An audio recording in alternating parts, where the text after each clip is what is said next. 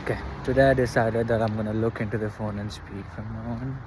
I realized that I was, talking to you all like that, looking ahead on the street.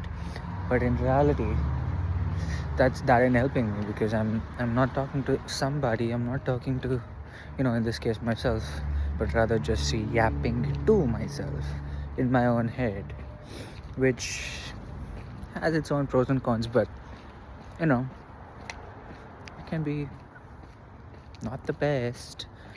But let's do this now, okay? Today I want to talk about two things.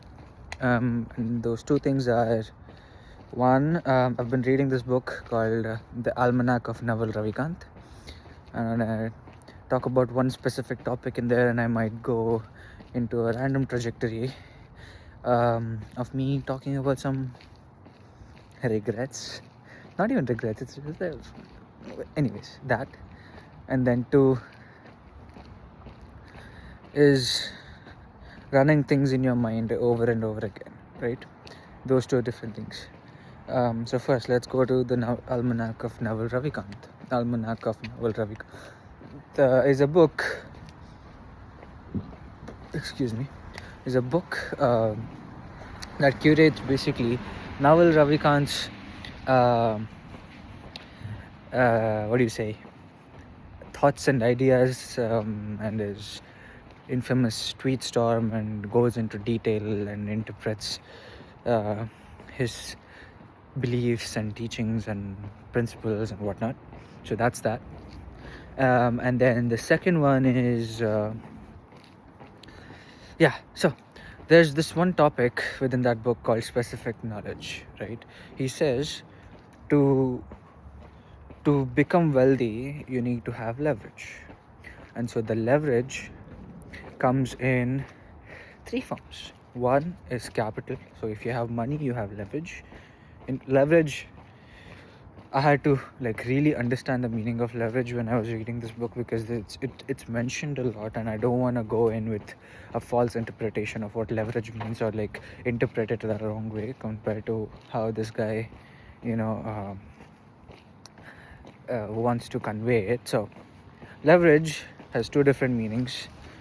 I think understanding both the meanings is very important, and making sure that you can form an amalgamation of both those meanings is also very important. So the two meanings, right? One is for the least amount of effort. Okay, for the least amount of effort or input, you get a bigger amount of output. That's one. And the second is influence. So keep those both in mind, because we need an amalgamation of the two. It's almost like both the meanings simultaneously exist for a particular thing that I'm about to talk to you, right? So let's go back to this. So he says there are three forms of leverage. One is capital, which is money, any form of thing that can be bought by money. So money, machinery, stuff like that. That's one. Second is labor. Okay. And third is specific knowledge. And the specific knowledge is not just specific knowledge. It is something that comes out of specific knowledge, right? Something that can be replicated without extra cost or without any marginal cost of replication. So what does marginal cost of replication mean? Marginal cost of replication means to produce another copy of the same thing. Say, for example, you make a chair, you build a chair, you use wood and whatnot to build a chair. Cost you a certain amount, X amount of dollars to make that chair. And so if you want to build another chair, you're going to have to spend the same X amount of dollars to build another chair. So the marginal cost of replication here is X dollars. Okay, so that's one thing you need to understand. So what he says is, something with the use of specific knowledge you build, for which the marginal cost of replication is zero. That means you're not spending any money to build another copy of the same thing. A good example of this is media, right? If you record a video, so the video I'm recording right now, right? And I post it on YouTube. If, for example, one person, so I watch this video, right? I watch this video and I get some sort of information out of it, and then some other person watches this video. For me to make that other person watch this video, I'm not spending any money to create another piece of this, any money or effort to create another piece of this same exact video so that this other person can watch it. No, I'm just creating it, posting it once, and that's it. And so for however many people who want to view this, my marginal cost of replication is 0. So that is what it means. So the specific knowledge he talks about is something that cannot be taught by somebody. If society can teach something to you, then it is not specific knowledge. Specific knowledge comes from your own curiosity, your own innate ability, your own innate curiosity towards something, and you pursue that. Once you do that, you basically get to a point where you are basically the best at it, and nobody's going to be able to compete with you. Because that thing that you're pursuing, that curiosity that you're pursuing, is like play. It's like play to you, and it's work for others. You enjoy it so much that spending 10 hours, 16 hours on it, it wouldn't matter to you.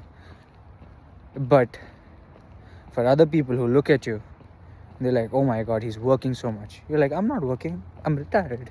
This is like fun stuff. When you retire, you do fun stuff, right? You're doing fun stuff. So that is what it means.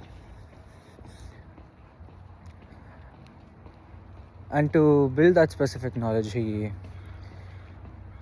says it's usually the thing that you're very good at when you're younger and you never thought of it as a skill, but the people around you did. And the best person to ask this is your mom or your best friend. Your teenage years and your childhood. That's where this is all about. So, I was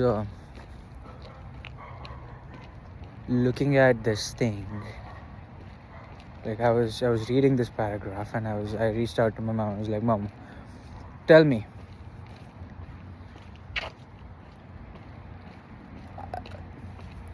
And she told me that I was good at getting what I wanted out of the people that I interact with. Like I always knew how to take advantage of the situation that I was in. That says two different things here. One is that I know how to build reputation and then use that to my advantage. Two is that I know what the person in front of me wants from me, or wants in general, and I know how to figure that out, and then I know how to give it to them in exchange for something else. And in exchange for something else could be permission, that could be favor, that could be partiality, whatever that could be, or just any physical thing,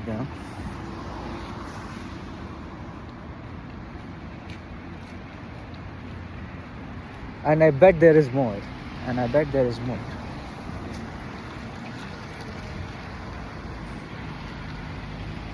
I want to make an amalgamation of all these things and pursue that, push my ability to learn that. Cool. That's one. Second, another thing I was talking to you about was the constant thinking of, or constant replaying of a certain scenario in your head, and you're pushing it and you're pushing it and you're pushing it, you're thinking about it all the fucking time before you actually take that action. Why does it have to be so hard? Why does it have to be so? Because I believe it's where our mind knows has the highest influence on your life, in your body, or at that specific time. So basically you want it to turn out the way you wanted it to, and so to make it perfectly synchronized, your body and your mind would do anything possible to help you prepare for it. And it's crazy because humans, we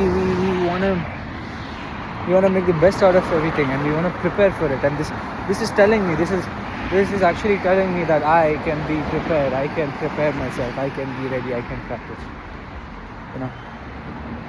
Really cool, really fun. Anyways, it's a quick little run today. See you soon, boy. Peace.